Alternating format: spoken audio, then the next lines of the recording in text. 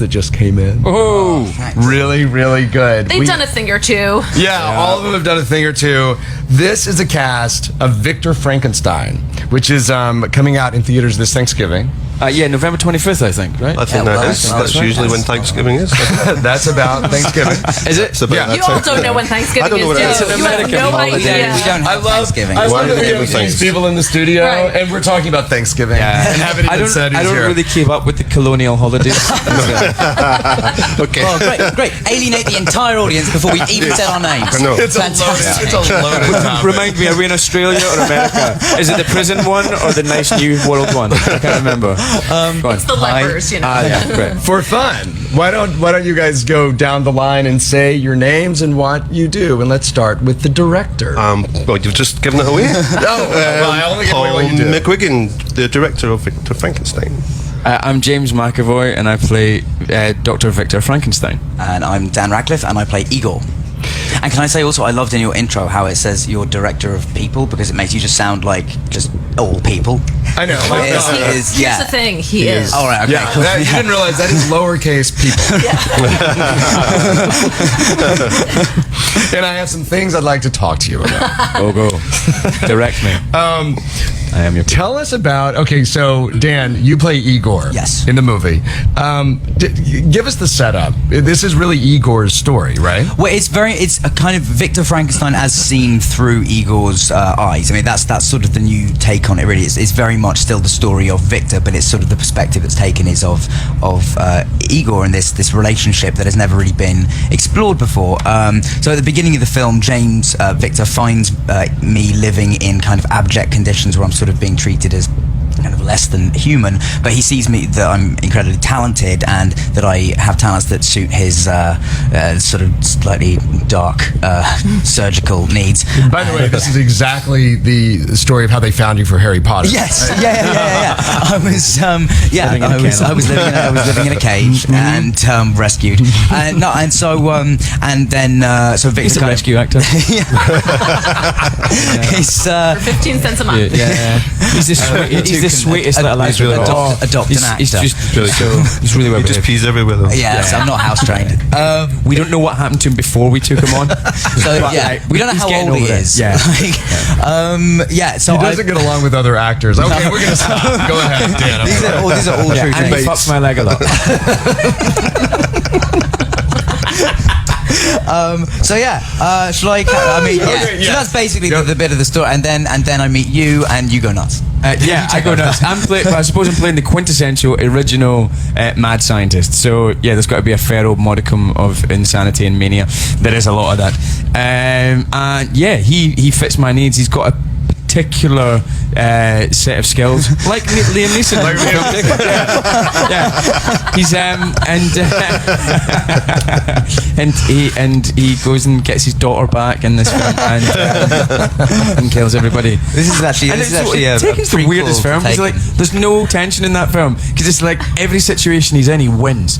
And you're like, but you don't mind because you're just like vengeful father. Yes! Don't touch my teenage daughter. It's like it's just what every male wants to see. Anyway, about Frankenstein. So Daniel has got his particular set of skills, and it really helped me in sort of amalgamating this sort of reanimated flesh that I'm trying to stick together. And I think what the film does really interestingly is it goes beyond what Mary Shelley's book does in terms. Don't get me wrong, I'm not slagging off Mary Shelley's book, but for me, Mary Shelley's book, he's insane because he's obsessed just because he's obsessed. Right. Do you know what I mean? Right. We give him a whole big reason to be obsessed, and also as much as the monster being his creation, I think he sees Igor as being his creation. And whether that's necessarily true or not, it doesn't really matter to the ego of Victor Frankenstein because he's even though he loves Igor, he's manipulating and abusing him all the way through absolutely. as well. Yeah. And I do think there's something really interesting about a relationship which starts off where my life has essentially been both saved and changed dramatically for the better by somebody. So there's always that kind of imbalance of owing him something, and then towards the end of the film, it really becomes like Igor's struggle is how he's going to kind of man up and actually stand up to this person despite kind of owing him everything. It's a fascinating story. Max Landis did the screenplay. He Paul, did, yes. Directed it, as we said. And Paul, how would you describe the tone of the movie? Is it very scary? Is No. it? It's. I mean, we approached it very much as about two friends, two meeting of minds. It's a relationship film. It's an adventure film. There's lots of action in it, but there's also lots of humor as well. So it's a little. It doesn't take itself too seriously, but it's underneath it has lots of very interesting ideas and concepts about life. It's a very modern film in that sense. Even though it's set in Victorian London, it's a very modern film because it still brings up these questions that are very moral questions that everyone talks about from day to day. So it's a good fun ride, and it's, I think, has a great performances, and it's an actor's film. I agree with you. I think there are great performances. Not necessarily. Was it you or was it Max that said when they came up with the idea to write Frankenstein, it was after seeing something like The Social Network? Social Network, yeah. And seeing just these two young guys at the forefront of technology and trying to change society with technology, and that being something that is quite often vilified, being on the boundaries of scientific achievement and endeavour and adventure. It's interesting because, of course, Frankenstein has been made into movies. I mean, it's been made into like kids' cartoons. The story, and in Well, I love to the different Munsters. success. I love the Munsters was amazing. This is not as good as that. We can't live up to the monsters. They did their best, but Nothing never can. reached those heights. I mean, did you go back and like watch any old things, or did you read the Mary Shelley's? I know this is straight. Did you? Yeah. I read it. I read Mary Shelley's Frankenstein. I don't like Mary Shelley's Frankenstein. Can I say that? It's not scary. I don't find it a brilliantly.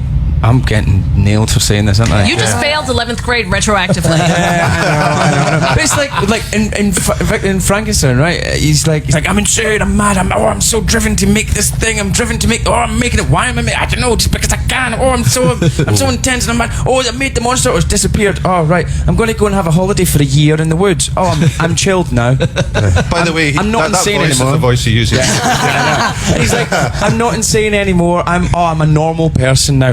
The monster's reappeared. Oh, we better kill it. Yeah. Do you know what I mean? It's like it's just. I mean, Daniel said it best I've heard anyone say, which is he said, if you love the book, you'll hate the movie, which is kind of like. Tagline? Yeah, I don't know. Like, I'm glad I've now actually kind of read the book, except for James McAvoy. Yeah, I haven't. I mean, It's an incredible story. It's an incredible book, and it did an incredible thing. And it's big, massive, important ideas, but it's just not very well written. not everything's is. Yeah, I mean, I think I didn't particularly go back to the book or other incarnations of the film just because I knew what we would be doing was so different, and particularly because in terms of Igor, a lot of those characters and interpretations of it was going to be so vastly different from what we were doing that I was kind of just like, I felt like I had enough to worry about without worrying about what other people had done. Can you physically, what does Igor look like? I mean, we always associate him as being hunched over and all that kind absolutely. of stuff. And he is for like a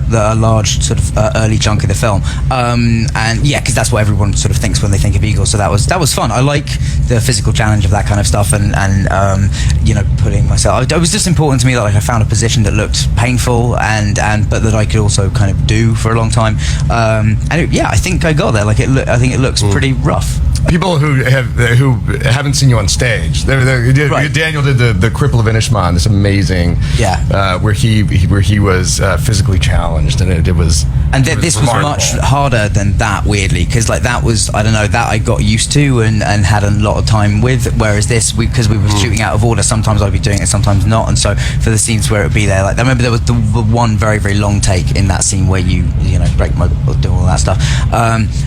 That was I think we did like a 3-minute or something take. We did a lot. Just push me into this wall, James, please, begging you to, just so I would be not having to be the whole film's very physical. I mean, it is a very physical film between both of them. Daniel having to do all this physicality, and then James comes bashing through doors. He never walks through a door. It's my door.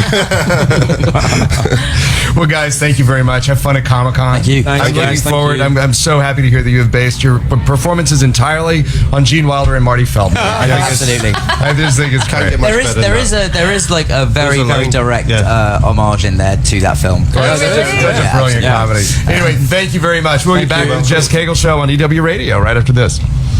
Thank you, sir.